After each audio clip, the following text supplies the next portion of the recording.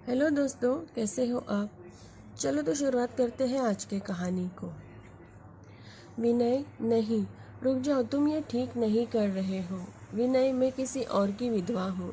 अब मैं तुम्हारी वो सिया नहीं रही। प्लीज़ मुझे छोड़ दो। मैं रोती रही मगर वो नहीं माना। 4 साल बाद आज मैं अपने बेटी के साथ अपने शहर लौटी थी। मेरा नाम सिया है। माथुर कंपनी के मालिक की इकलौती बेटी सिया माथुर। मगर अब कुछ ना रहा, ना ही मेरे पापा मम्मा, ना ही मेरा पति और ना ही मेरा ससुराल। अब इस दुनिया में सिवा मेरी बेटी अनु के अलावा कोई नहीं था मेरा अपना। मेरी किस्मत मुझे एक बार अपने शहर वापस ले आई थी, जहाँ मेरा बचपन गुजरा था। मेरी फ्रेंड्स, मेरी स्कूल, मेरा कॉलेज, सब कुछ। कॉलेज में मैं विनय से प्यार करती थी। वो भी मुझे दिलो जान से चाहता था। उसके घर की हालत ठीक नहीं थी। पार्ट टाइम जॉब करके वो खुद के पढ़ाई का खर्चा उठाता था। उसके माँ पापा नहीं थे, सिर्फ एक बहन थी जिसकी शादी हो चुकी थी। मगर मेरी माँ पापा मेरे रिश्ते को लेकर खुश नहीं थे। उन्हें लगता था विनय में वो बात नहीं है जो एक कामयाब इंसान में होती है।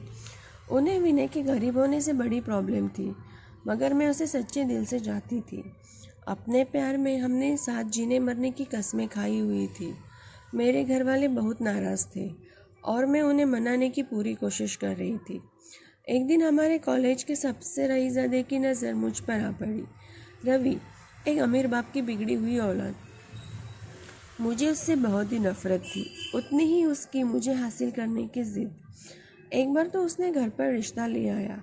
मैंने सख्ती से मना कर दिया, मगर पापा ने सोचा एक अच्छा रास्ता है मुझे विनय से दूर कर देने का। उन्होंने हाँ कर दिया। मैं बहुत मना करती रही मगर पापा न माने। उन्होंने मेरी शादी रवि से फिक्स कर दी। मैंने विनय को ये बात बता दी। कहा, कुछ करो विनय, मुझे रवि से शादी नहीं करनी, मैं सिर्फ तुमसे प्यार करती हूँ। फिर हम दोनों ने भाग कर शादी करने का फैसला कर लिया। जिस रात प्लान के मुताबिक भाग जाना था, मैं घर से बहाने से निकल गई। मैंने पहले से ही अपने कुछ कपड़े और ज़रूरत का सामान धीरे धीरे विनय के घर कॉलेज जाने के बहाने से अपने कॉलेज बैग में से पहुंचा दिया था। उस दिन कुछ कैश लेकर मैं घर से निकल गई।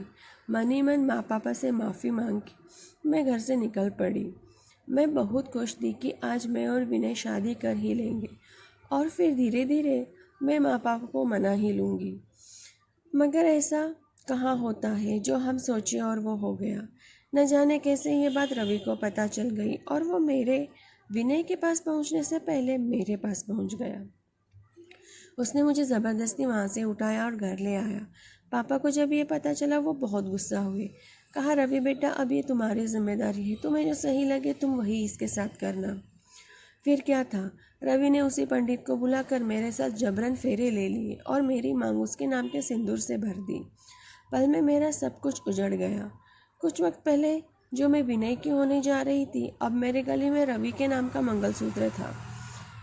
वहाँ विनय मेरा इंतज़ार कर रहा था। वो नहीं जानता था मेरे साथ क्या हुआ है।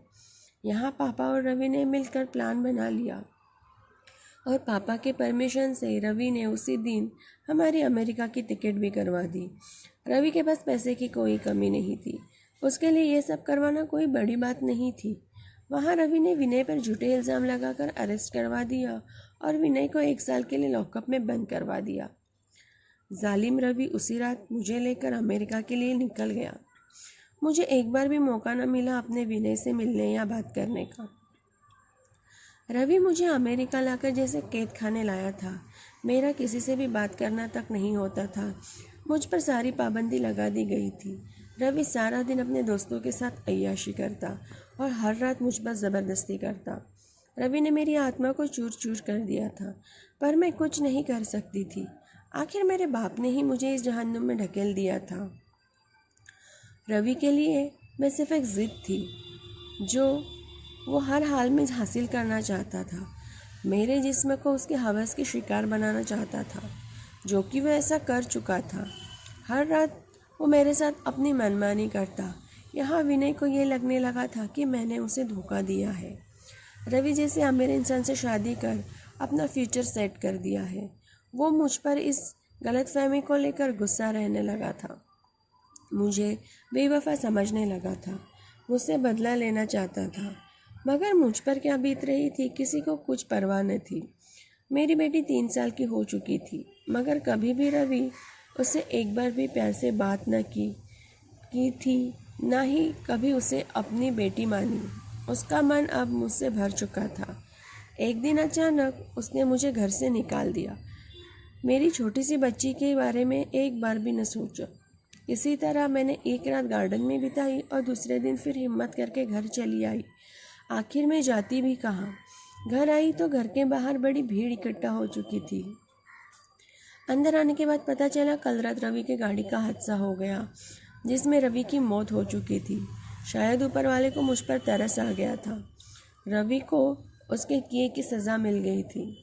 अब मैं रवि की विधवा बन चुकी थी। अनु ने भी अपना जालिम बाप खो दिया था। फिर मैं बहुत कोशिश करने के बाद वहाँ से निकलने में कामयाब हो चुकी थी।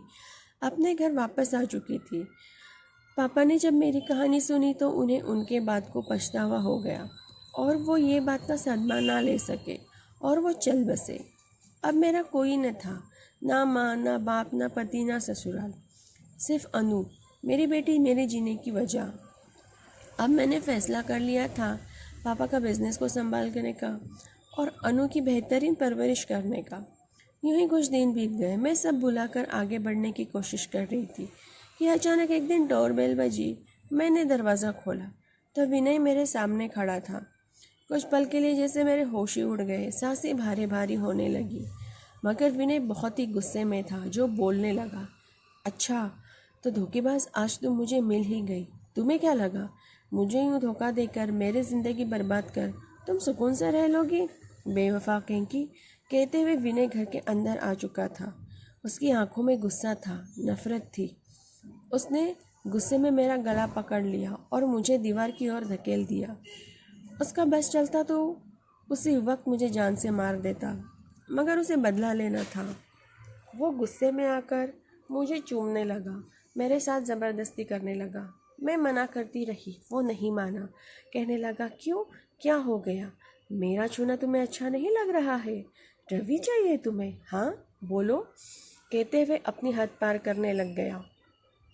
मैं मना करती रही, विनय नहीं, रुक जाओ, तुम ये ठीक नहीं कर रहे हो।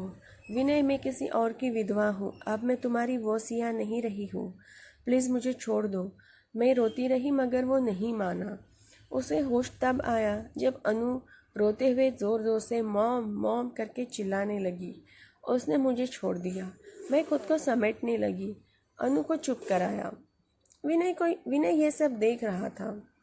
शायद अब उसका गुस्सा शांत हो चुका था। उसे मुझे बहुत शिकायत थी, बहुत सवाल पूछने थे।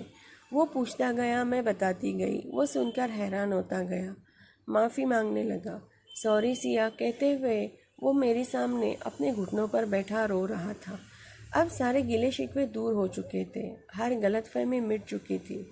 मैंने उसे उठाया और सॉरी कहते हुए गले लगा लिया। बरसों बाद वो एहसास फिर जाग उठा था। उसने अनु को उठाकर गले लगा लिया। अब अनु हम दोनों की बाहों में थी।